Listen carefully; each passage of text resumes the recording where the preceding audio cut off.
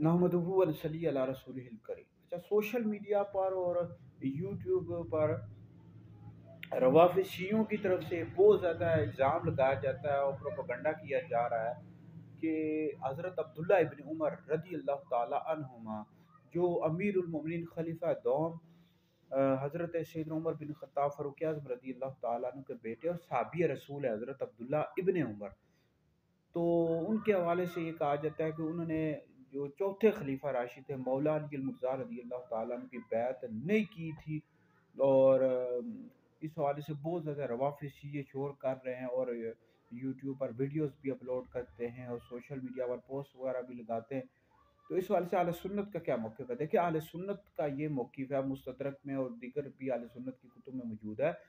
کہ حضرت سیدنا عبداللہ ابن عمر رضی اللہ تعالیٰ عنہما نے مولا علی المرتضیٰ رضی اللہ تعالیٰ عنہ کی بیعت کی تھی، اور اس پر اہل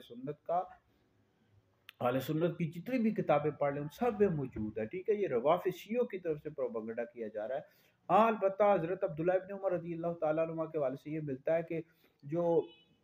مولا علی کی اور حضرت امیر معاویہ رضی اللہ تعالیٰ عنہ کی جنگیں ہوئی ہیں، جیسے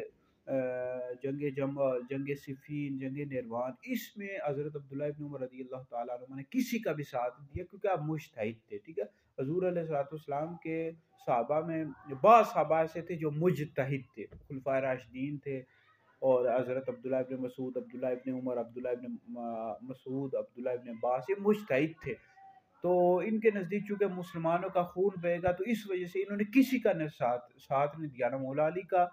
یعنی شریک ہوئے، نہ ان کے ساتھ، نہ حضرت امیر معاویہ رضی اللہ تعالیٰ عنہ کے ساتھ۔ تو اس حوالے سے ملتا ہے کہ انہوں نے کسی کا ساتھ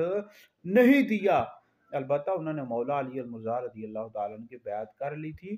اور اس حوالے سے یہ جو روافظ شیعہ ویسے پروپیگنڈا کر رہے درست نہیں ہے۔ اور باقی اس حوالے سے وہ روافظ شیعہ کہتے ہیں کہ شاید وہ خلافت کو چاہتے تھے، یعنی خلافت مل جائے، بھائی یہ غلط ہے، درست نہیں ہے۔ حضرت عبداللہ ابن عمر رضی اللہ تعالیٰ عنہ یہ سیدنا فاروق اعظم رضی اللہ تعالیٰ عنہ کے بیٹے، مکہ سے انہوں نے مدینہ کی طرف ہجرت کی ہے، اور جتنے بھی جنگیں ہوئی، جنگ احد کے بعد، جنگ خندق، جنگ احزاب، یا جتنی بھی جنگیں ہوئی ہیں ساری، ان سب میں حضور علیہ السلام کے ساتھ رہے ہیں حضرت عبداللہ ابن عمر رضی اللہ تعالیٰ عنہ۔ حضور نے ان کی تعریف بھی کی ہے، اور ان کو تو خلیفہ خود جو ان کے والد تھے سیدنا عمر بن خطاب فاروق اعظم رضی اللہ تعالیٰ عنہ، انہوں نے خود کہا تھا کہ ان کو شورا میں شامل ہی نہ کرنا، انہوں نے خود کہا ہوا تھا۔ لہٰذا یہ خلافت کے حوالے سے ہرگز بھی درست نہیں ہے کہ خلافت کو چاہتے تھے، مجھے خلافت مل جائے، درست نہیں ہے، ان پر الزام ہے، درست نہیں ہے۔ اور باقی یزید کے حوالے سے کہا جاتا ہے کہ انہوں نے یزید کی بیعت کر لی تھی، بھائی وہ تو زبردستی ان سے کروائی گئی تھی نا، کہیں یعنی تشدد کر کے اور شدت کر کے کئی صحابہ سے کروائی گئی۔ تو یزید کی بیعت کے حوالے سے بھی جو ان کے الفاظ ہیں وہ بھی کتابوں میں ملتے ہیں، انہوں نے کیا کیا لکھا کہا ہے، ارشاد فرمائے حضرت عبداللہ ابن عمر رضی اللہ تعالیٰ عنہ نے، تو یزید کی جو خلافت تھی، یعنی اس کی جو بادشاہت تھی، اس کو ہرگز بھی پسند نہیں کرتے تھے۔ تو لہٰذا یہ ہے کہ یہ روافظ شیعہ جو نا اس طرح کی باتیں پھیلاتے رہتے ہیں، اہل سنت کو چاہیے اس طرح کی باتوں پر ہرگز بھی اپنے کان